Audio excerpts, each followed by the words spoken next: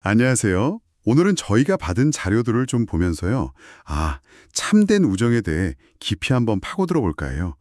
특히 그 잠언 27장 17절 말씀 있잖아요. 철을 날카롭게 하는 것 같이 사람이 그의 친구의 얼굴을 빛나게 하느니라.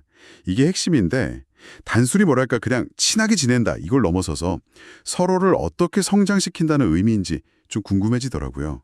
그래서 오늘 저희 목표는요.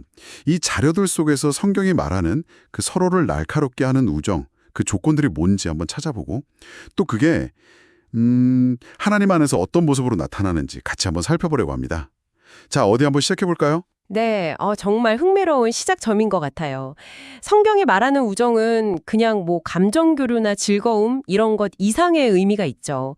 보내주신 자료들을 보면 서로의 영혼을 좀 더 예리하게 만들고 궁극적으로는 그 하나님의 영광이라는 공동의 목표, 그걸 향해 나아가도록 돕는 아주 역동적인 관계를 강조하고 있더라고요. 네, 역동적이라는 표현이 와닿네요. 그럼 그 날카롭게 함의 첫 번째 조건 뭘로 볼 수 있을까요? 자료에서는 상호 존중과 신뢰를 먼저 이야기하는데요. 근데 이게 좀 특별하게 다가왔어요. 로마서 12장 10절 보면 존경하기를 서로 먼저 하라는 말씀이 있잖아요. 상대방이 어떻든 내가 먼저 존중을 시작하라는 거. 이게 그냥 인간적인 예의 차원은 아닌 것 같다는 생각이 들었어요. 맞아요. 바로 그 지점이에요. 여기서 당신의 자료가 강조하는 팀 켈러 목사님의 그 희생적인 사랑 개념이 참 중요해지는 것 같아요. 이건 뭐 조건부 존중이나 무슨 거래 관계 같은 게 아니잖아요.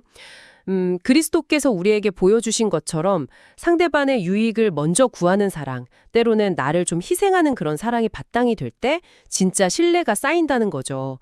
사실 이게 뭐랄까 하나님의 은혜가 아니면 실천하기 참 어려운 사랑이기도 하고요.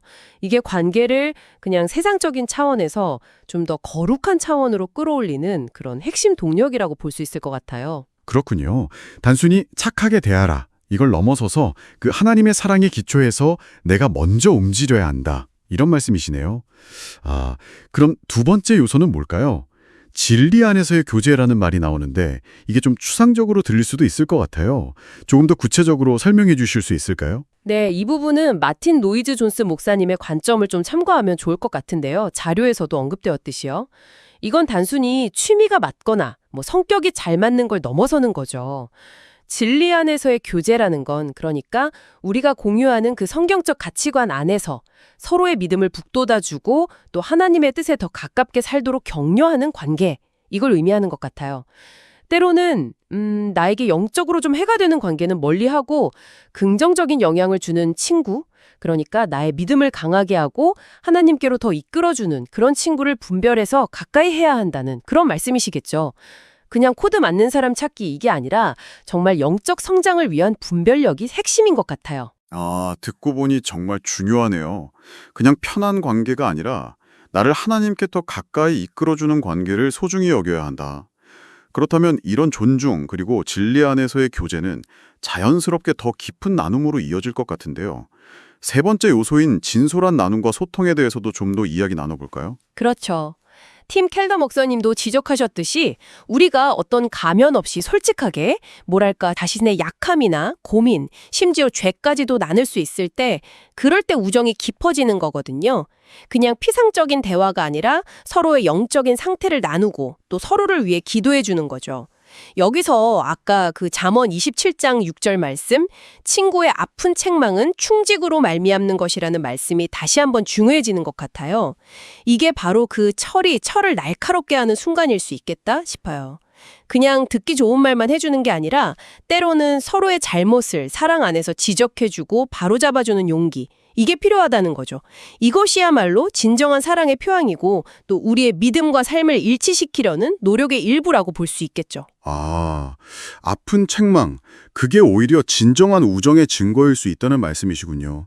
듣기에는 좀 어려울 수도 있겠지만 결국 서로의 영혼을 위한 거니까요. 네, 그럼 마지막으로 이 모든 것의 궁극적인 방향은 어디를 향해야 할까요? 함께 하나님의 영광을 추구하는 관계라는 조건이 나오는데요. 이게 가장 핵심일 수도 있겠네요. 네, 맞아요. 이게 어쩌면 가장 근본적인 조건일 수 있습니다. 이사야 43장 7절 말씀처럼 우리는 결국 하나님의 영광을 위해 창조되었잖아요.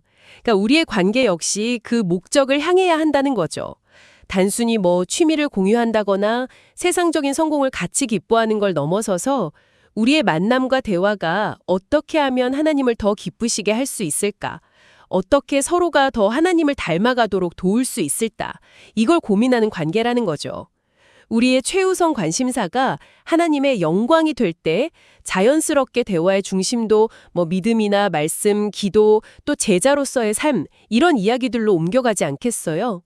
중요한 건 내가 먼저 그런 삶을 사려고 노력할 때 성령께서 그런 가치를 공유하는 사람들을 또 붙여주신다는 그런 믿음인 것 같아요.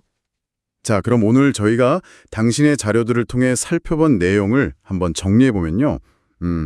성경적인 참된 우정이라는 것은 마치 철이 철을 날카롭게 하듯 먼저는 상호 존중과 그 희생적인 사랑에 기반한 신뢰가 있어야 하고 또 진리 안에서 서로를 성장시키는 교제가 필요하고 때로는 좀 아프더라도 진솔하게 나누고 책망하는 소통이 있어야 하고 그리고 이 모든 것을 통해서 궁극적으로는 하나님의 영광을 함께 추구하는 그런 역동적인 관계라고 할 수 있겠네요.